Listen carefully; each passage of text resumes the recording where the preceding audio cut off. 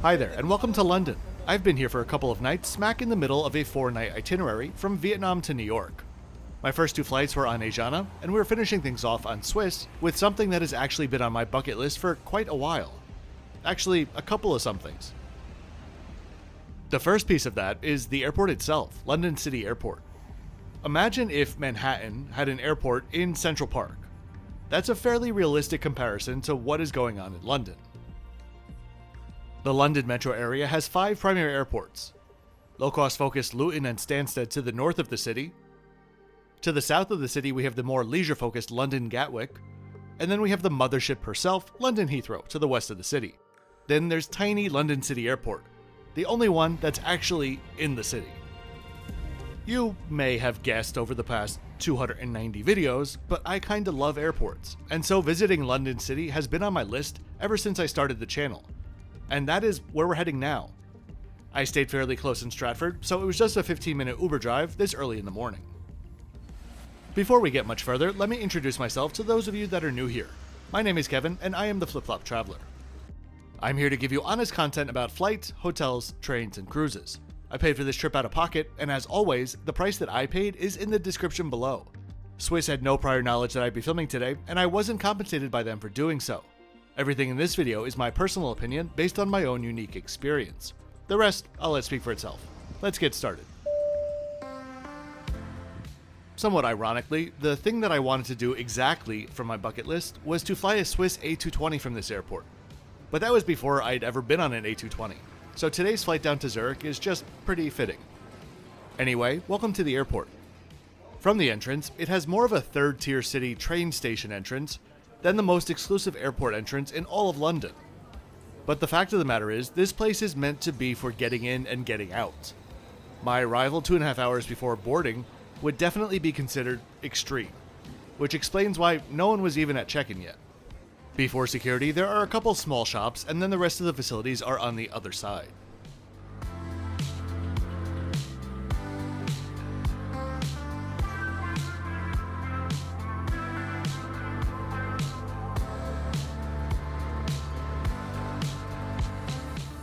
Once through security, where there are no longer liquid restrictions as long as you keep it below 2 liters, it's pretty crowded, and it was by no means full.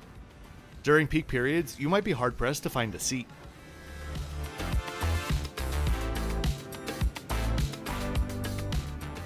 The airport opened in 1987, and over the years has been famous for quite a few things.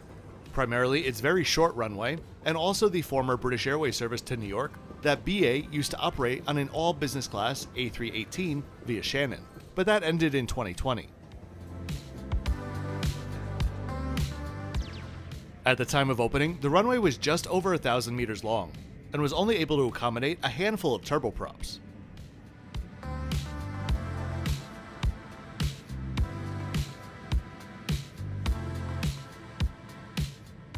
Over the years, the airport has had its fair share of expansions, bringing the runway length up to its current 1,508 meters, which is just enough for our A220-100 today. Along with those expansions though, there has always been quite a bit of controversy surrounding the airport and the noise that it creates, which has been pumping the brakes on further expansion that should have been happening to bring the airport's capacity up to 8 million per year. Last year, they handled 3.4 million passengers, coming in as the UK's 15th busiest airport. Currently, you can fly to 34 destinations on 10 airlines, with Amsterdam seeing the most frequent service. Besides the A220s, which are the largest aircraft that the airport can handle, the airport sees mostly Dash 8s and ATR turboprops, as well as a lot of Embraer regional jets. From the first flight until the last, every day and all day, this airport is a never-ending game of Tetris, and I don't think I've previously been to an airport where arrival and departure timing are so critical to the airport's operation. And this is kinda twofold. First, there are no jet bridges at the airport, and during normal operations, aircraft tugs are not used. As you can see here, all aircraft pull out and pull in on their own, and things happen continuously and really fast. This clip is sped up, but in reality, it was under 2.5 minutes to get one aircraft out and the next in. Try that at Heathrow. The other primary operating challenge here are the A220s themselves. The airport can only handle 3 of them at any given moment. But even of those 3, one of them must be leaving, as there are only 2 hard stands which can accommodate the aircraft. The airport's primary head house juts out too far, and A220s aren't able to taxi past it. By the way, if you were here for some info or history about Swiss itself, you'll find lots of that in my 3 previous Swiss videos, which I'll link above and below. Here is our beautiful and sleek looking bird coming in now. But this is not just an ordinary A220. This is the first ever model delivered to Swiss, from 2016. At the time, it was still the Bombardier C series. So I'd say I checked that bucket list item off quite nicely, doing so on the first ever delivered C series.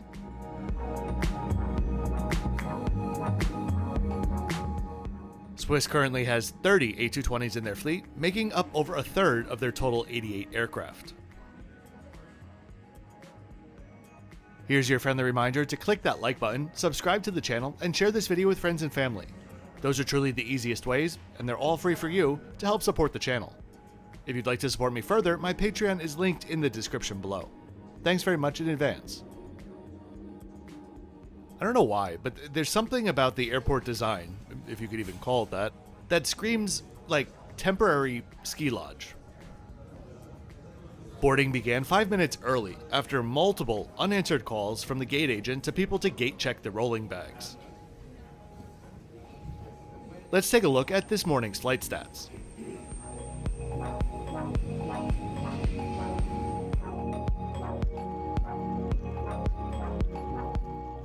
Not every day you get to walk up behind a historic aircraft.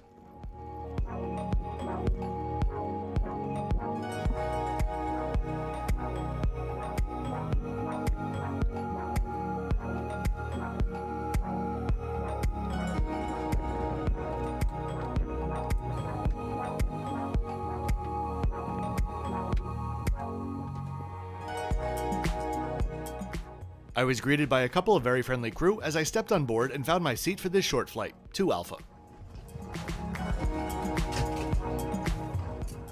In typical Euro business class fashion, the seats are in fact the exact same that you'll find in economy. However, the middle seats are blocked. The unique thing about the A220s though is since the cabin is 2x3, if you book an Alpha or Charlie seat, you get the pair to yourself.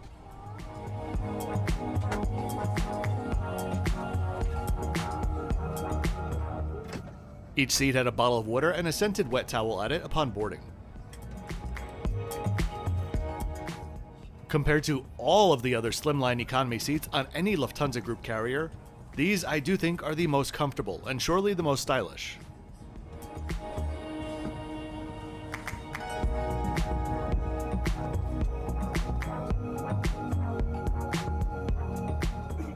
And there are also overhead air vents.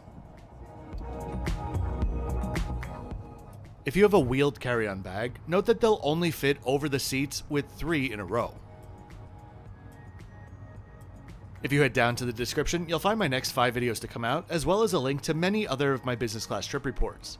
On your way down there, don't forget to subscribe. I release full-length videos every Thursday and Saturday. Since the taxi distance is so short, and there is no pushback, the safety video was shown right away and finished before we even moved.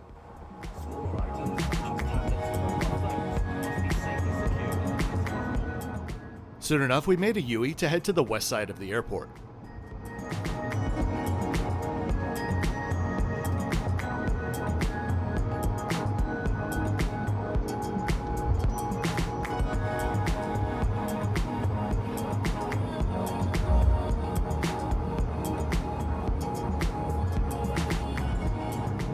As the Embraer takes off in front of us, look at how steep their climb is. This is done for takeoffs and landings, both to reduce noise in the neighborhood surrounding the airport, as well as to keep the aircraft in the very narrow gap of airspace devoted to London City.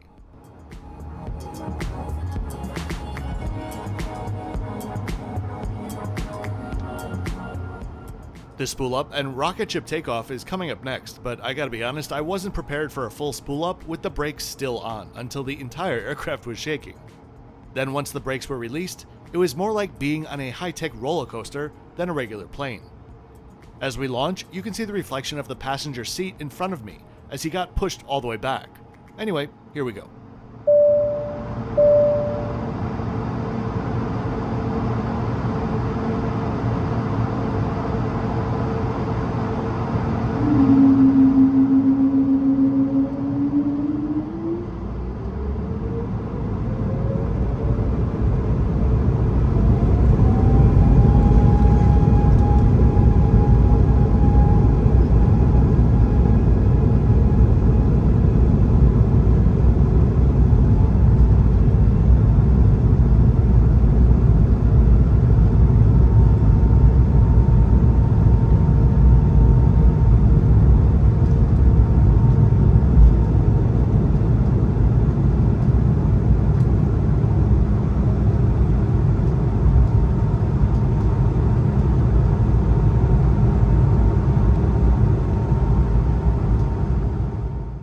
That rollout was not sped up.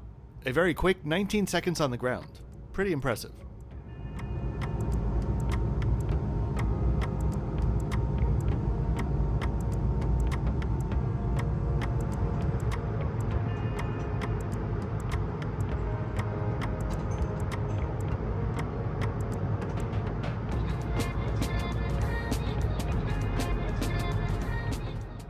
We made our way across the channel and turned southeast towards Zurich as breakfast service was being prepared.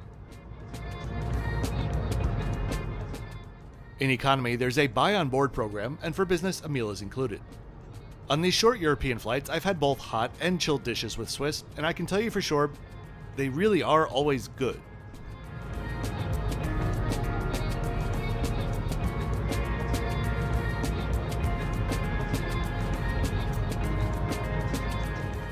This morning, we had scrambled eggs with spinach, a potato roasty, croissant, and Bertram muesli. Then to finish it off, the signature Swiss cheese plate with my favorite tête de moi.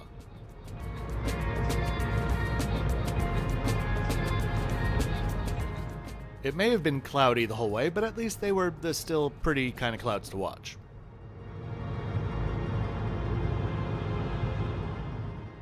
A quick check of the restroom found a standard setup for Swiss with their herbal amenities and the A220's spacious layout.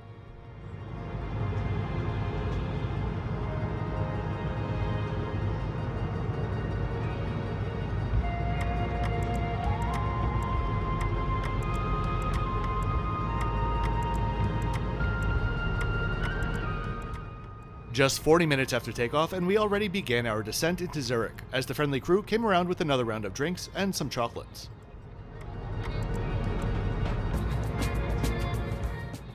I was a little bit surprised to see that we'd be going to a bus gate in Zurich, and it was perhaps not the most pleasant surprise considering it was raining.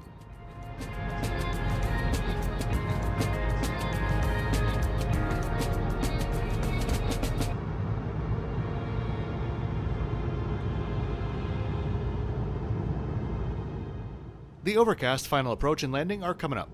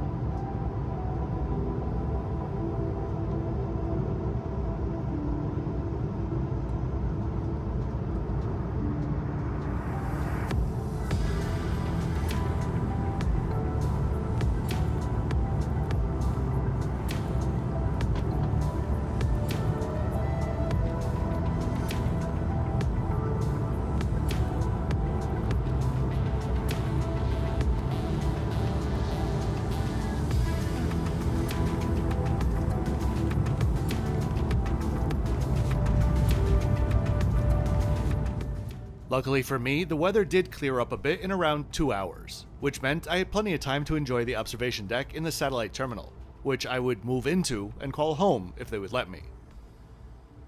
We deplaned and business class passengers were loaded onto a small minibus and we made our way to the terminal. So overall, it's a great little flight. Swiss is consistently very good, as I've always found them to be, and London City didn't disappoint. Is the facility amazing? Definitely no, but there's still plenty to enjoy while there. I really do hope that you enjoyed this video today. If you did, please be sure to click that like button and subscribe with notifications on for 2 new videos each week. I'll see you next time for my 10-minute Virgin Voyages guide. Oh, and as always, thanks for watching until the end.